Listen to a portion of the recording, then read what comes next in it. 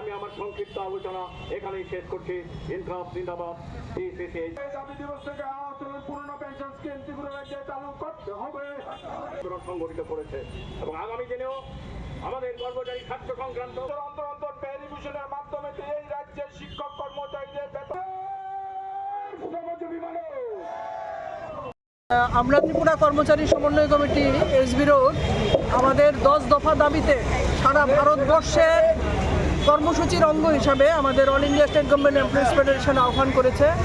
আমরা 10 দফা দাবিতে আজকে দাবি দিবস এর কর্মসূচি হিসাবে এখানে আমরা স্লোগান এবং পথসভা সংগঠিত করলাম।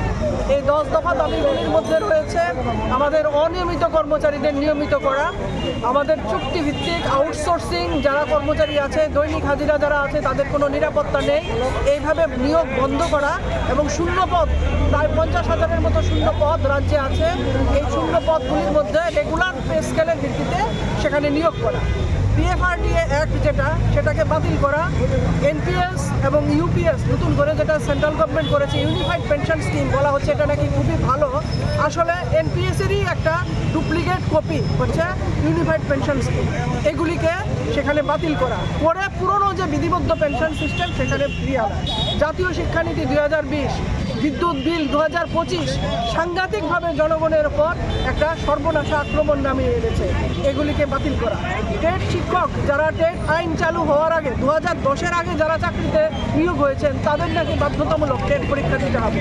সেই ক্ষেত্রে টেট শিক্ষকদের উপর যে বাধ্যতামূলক চাপিয়ে দেওয়া, তার জন্য আইনি লড়াই চলছে এবং আমাদের পথের রাস্তার দাবি হচ্ছে তাদেরকে সেখানে যারা বহু আগে থেকে চাকরি করছেন সেই শিক্ষকদের যোগ্যতা নিয়ে কোনো রকম প্রশ্ন তোলা যাবে না, তাদেরকে বাধ্যতামূলক টেট দেওয়া যাবে না।